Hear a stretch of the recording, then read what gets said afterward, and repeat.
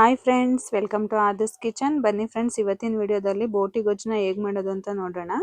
ಅದಕ್ಕಿಂತ ಮುಂಚೆ ನಮ್ಮ ಚಾನಲ್ಗೆ ಸಬ್ಸ್ಕ್ರೈಬ್ ಮಾಡಿರೋರು ಎಲ್ರಿಗೂ ಥ್ಯಾಂಕ್ಸ್. ಸಬ್ಸ್ಕ್ರೈಬ್ ಮಾಡದೆ ವಿಡಿಯೋನ ನೋಡ್ತಾ ಇದ್ರೆ ಈಗಲೇ ಸಬ್ಸ್ಕ್ರೈಬ್ ಮಾಡ್ಕೊಳ್ಳಿ. ವಿಡಿಯೋ ನೋಡಿದ್ಮೇಲೆ ಒಂದು ಲೈಕ್ ಮಾಡೋದನ್ನ ಮರಿಬೇಡಿ. ಪಕ್ಕದಲ್ಲಿರೋ ಬೆಲ್ ಐಕನ್ನ ಕ್ಲಿಕ್ ಮಾಡಿದ್ರೆ ನಾವು ಹಾಕೋ ಎಲ್ಲ ವಿಡಿಯೋನು ಮೊದಲು ನಿಮಗೆ ನೋಟಿಫಿಕೇಶನ್ ಬರುತ್ತೆ.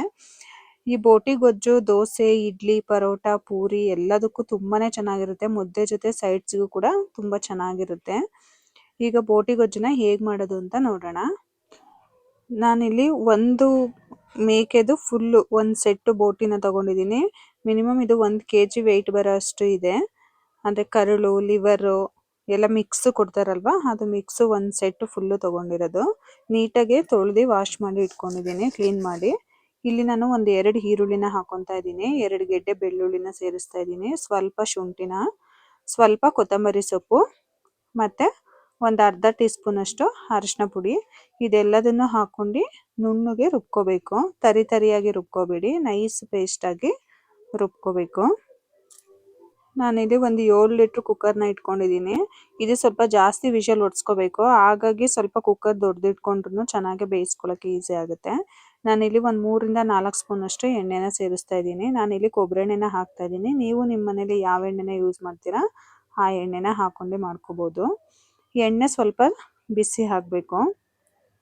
ಎಣ್ಣೆ ಸ್ವಲ್ಪ ಬಿಸಿ ಆದಮೇಲೆ ನಾವು ರುಬ್ಕೊಂಡಿದ್ವಲ್ಲ ಆಗಲೇ ಈರುಳ್ಳಿ, ಬೆಳ್ಳುಳ್ಳಿ, ಶುಂಠಿ, ಕೊತ್ತಂಬರಿ ಸೊಪ್ಪು ಮತ್ತು ಸ್ವಲ್ಪ ಅರಿಶಿನ ಚೆನ್ನಾಗಿ ನುಣ್ಣಗೆ ರುಬ್ಕೊಂಡಿದ್ವಲ್ಲ ಅದನ್ನು ಸೇರಿಸ್ತಾ ಇದ್ದೀನಿ. ಈ ಮಸಾಲೆನ ಮುಂಚೆನೇ ಹಾಕೋದ್ರಿಂದ ಅದು ಚೆನ್ನಾಗಿ ಈರುಳ್ಳಿ, ಬೆಳ್ಳುಳ್ಳಿ, ಶುಂಠಿ ಫ್ಲೇವರ್ ಎಲ್ಲ ತುಂಬ ಚೆನ್ನಾಗಿರುತ್ತೆ. ಇದನ್ನು ಹಾಕೊಂಡು ಫ್ರೈ ಮಾಡ್ಕೊಳ್ಳೋದ್ರಿಂದ ಟೇಸ್ಟು ತುಂಬಾ ಚೆನ್ನಾಗಿರುತ್ತೆ. ಈ ರುಬ್ಕೊಂಡಿರೋಂಥ ಮಸಾಲೆನೇ ಎಣ್ಣೆಗೆ ಹಾಕಿ ಒಂದು 2 ರಿಂದ 3 ನಿಮಿಷ ಹಸಿ ವಾಸನೆ ಹೋಗೋವರೆಗೂ ಮೀಡಿಯಂ ಫ್ಲೇಮಲ್ಲಿ ಚೆನ್ನಾಗಿ ಬಾಡಿಸ್ಕೋಬೇಕು. ನೀವು ಮಸಾಲೆ ಹಾಕಿದ ತಕ್ಷಣ ಕೂಡ ಬೋಟಿನ ಹಾಕಬಾರ್ದು. ಇದು ಚೆನ್ನಾಗಿ ಎಣ್ಣೆಯಲ್ಲಿ ಒಂದು 2-3 ನಿಮಿಷ ಚೆನ್ನಾಗಿ ಫ್ರೈ ಆಗಬೇಕು.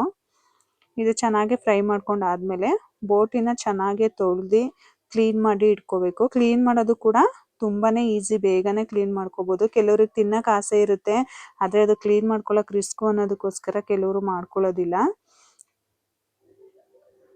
ನೋಡಿ, ನಾವು ತೊಳೆದು ಕಟ್ ಮಾಡಿ ನೀಟಾಗಿ ಇಟ್ಕೊಂಡಿರೋಂಥ ಬೋಟಿನ ಹಾಕೊತಾ ಇದ್ದೀನಿ.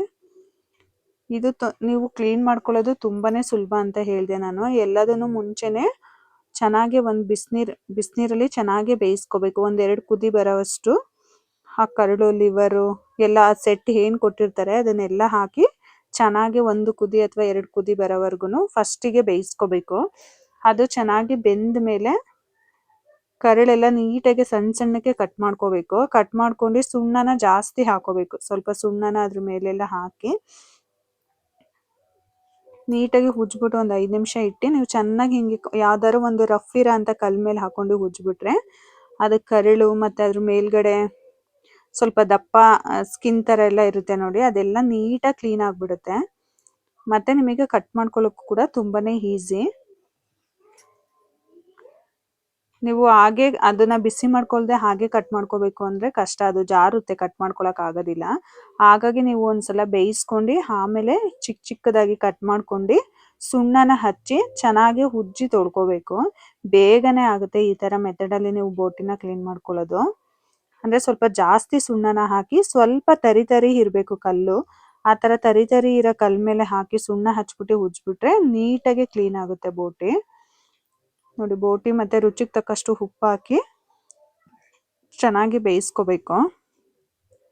ಇದರಲ್ಲಿ ಸ್ವಲ್ಪ ನೀರಿನ ಅಂಶ ಇರುತ್ತೆ, ಹಾಗಾಗಿ ಸ್ವಲ್ಪ ನೀರು ಬಿಟ್ಕೊಳ್ಳುತ್ತೆ. ನೋಡಿ, ಸ್ವಲ್ಪ ನೀರು ಬಿಟ್ಕೊಂಡಿದೆ. ನಾನು ಹಾಗಾಗಿ ಎಕ್ಸ್ಟ್ರಾ ನೀರೇನು ಹಾಕ್ತಾ ಇಲ್ಲ. ನೀವು ನೀರು ಬಿಟ್ಕೊಂಡಿಲ್ಲ ಅಂದರೆ ಒಂದು ಸ್ವಲ್ಪ ನೀರನ್ನು ಹಾಕಿ ಕುಕ್ಕರ್ ಲಿಡ್ನ ಕ್ಲೋಸ್ ಮಾಡಿ. ಇದರಲ್ಲಿ ಚೆನ್ನಾಗಿ ವಿಷಲ್ ಹೊಡ್ಸ್ಕೋಬೇಕು. ನೀವು ಫಸ್ಟಿಗೆ ಮಸಾಲೆ ಹಾಕೊಳ್ಳೋದು ಬೇಡ. ನಾವು ಶುಂಠಿ, ಬೆಳ್ಳುಳ್ಳಿ, ಈರುಳ್ಳಿ ಪೇಸ್ಟ್ನ ಹಾಕಿರ್ತೀವಲ್ಲ ಅದರಲ್ಲೇ ಒಂದು 2-3 ನಿಮಿಷ ನಾವು ಫ್ರೈನ ಮಾಡ್ಕೊಂಡು ಕುಕ್ಕರ್ ಲಿಡ್ನ ಕ್ಲೋಸ್ ಮಾಡಿ 4 ರಿಂದ 5 ವಿಷಲ್ಲು ಹೊಡ್ಸ್ಕೋಬೇಕು. ಈಗ ಅಷ್ಟರಲ್ಲಿ ನಾವು ಮಸಾಲೆನ ರೆಡಿ ಮಾಡ್ಕೊಳ್ಳೋಣ.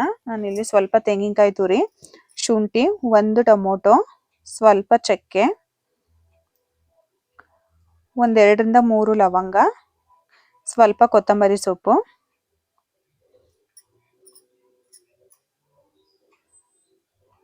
1 ಸ್ಪೂನಷ್ಟು ಹುರಿಗಡಲೆ, ಮತ್ತು ಸಾಂಬಾರು ಪುಡಿನ ಹಾಕೊತಾ ಇದ್ದೀನಿ. ನೀವು ಎಷ್ಟು ಕ್ವಾಂಟಿಟಿಲಿ ಮಾಡ್ತೀರಾ ಅಷ್ಟು ನೋಡಿ ತೆಂಗಿನಕಾಯಿ ಮತ್ತು ಸಾಂಬಾರು ಪುಡಿನ ಹಾಕೋಬೇಕಾಗುತ್ತೆ. ನಾನಿಲ್ಲಿ ಅದೇ ಹೇಳಿದ್ನಲ್ಲ, ಒಂದು ಬೋಟಿ ಫುಲ್ಲು ಮಾಡ್ತಾ ಇದ್ದೀನಿ ನಾನು. ಅದಕ್ಕೆ ಒಂದು ಹೋಳು ಚಿಕ್ಕ ಮೀಡಿಯಂ ಸೈಜು ತೆಂಗಿನಕಾಯಲ್ಲಿ ಒಂದು ಹೋಳು ಫುಲ್ಲು ತೆಂಗಿನಕಾಯಿನ ಹಾಕೊಂಡಿದ್ದೀನಿ. ಅದಕ್ಕೆ ಒಂದು 2.5 ಸ್ಪೂನ್ ಅಷ್ಟು ಸಾಂಬಾರು ಪುಡಿನ ಸೇರಿಸಿದ್ದೀನಿ. ನೀವು ಕಡಿಮೆ ಮಾಡ್ಕೊಳ್ಳೋದಿದ್ರೆ ಕ್ವಾಂಟಿಟಿನ ಕಮ್ಮಿ ಮಾಡ್ಕೊಳ್ಳಿ, ಇಲ್ಲ ಜಾಸ್ತಿ ಮಾಡ್ತಿದ್ದೀರಾ ಅಂದರೆ ಕ್ವಾಂಟಿಟಿನ ಸ್ವಲ್ಪ ಜಾಸ್ತಿ ಮಾಡ್ಕೋಬೇಕು.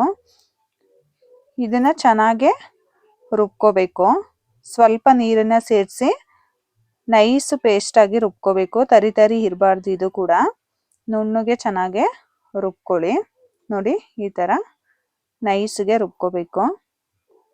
ಮತ್ತು ಕೆಲವರು ಡ್ರೈ ಬೋಟಿ ಪಲ್ಯನ ಮಾಡ್ತಾರೆ. ಡ್ರೈ ಮಾಡೋದಾದರೆ ಸ್ವಲ್ಪ ಮಸಾಲೆನ ಕಮ್ಮಿ ರುಬ್ಕೊಳ್ಳಿ. ನೋಡಿ ಕುಕ್ಕರ್ 5 ವಿಷಲ್ ಹೊಡೆದು ಫುಲ್ಲು ತಣ್ಣಗಾಗಿದೆ. ಈಗ ಕುಕ್ಕರ್ ಲಿಡ್ನ ಓಪನ್ ಮಾಡ್ತಾ ಇದ್ದೀನಿ.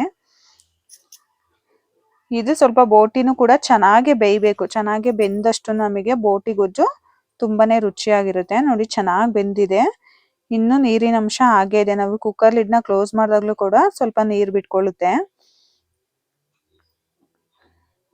ನೀವು ಇದು ಬೆಂದಿಲ್ಲ ಅಂದ್ರೂ ಕೂಡ ಚೆನ್ನಾಗಿರಲ್ಲ ತಿನ್ನಕ್ಕೆ. ಚೆನ್ನಾಗಿ ಬೇಯಿಸ್ಕೋಬೇಕು. ಹಾಗಾಗಿ ನೀವು ಒಂದು 4ರಿಂದ 5 ವಿಷಲು ಉಡಿಸ್ಕೋಬೇಕಾಗುತ್ತೆ. ಇದಕ್ಕೆ ನಾನು ರುಬ್ಬಿರೋ ಅಂತ ಮಸಾಲೆನ ಸೇರಿಸ್ತಾ ಇದ್ದೀನಿ. ನೀವು ಡ್ರೈ ಮಾಡ್ಕೊಳ್ಳೋದಾದ್ರೆ ಸ್ವಲ್ಪ ಮಸಾಲೆನ ಕಡಿಮೆ ಹಾಕೊಳ್ಳಿ.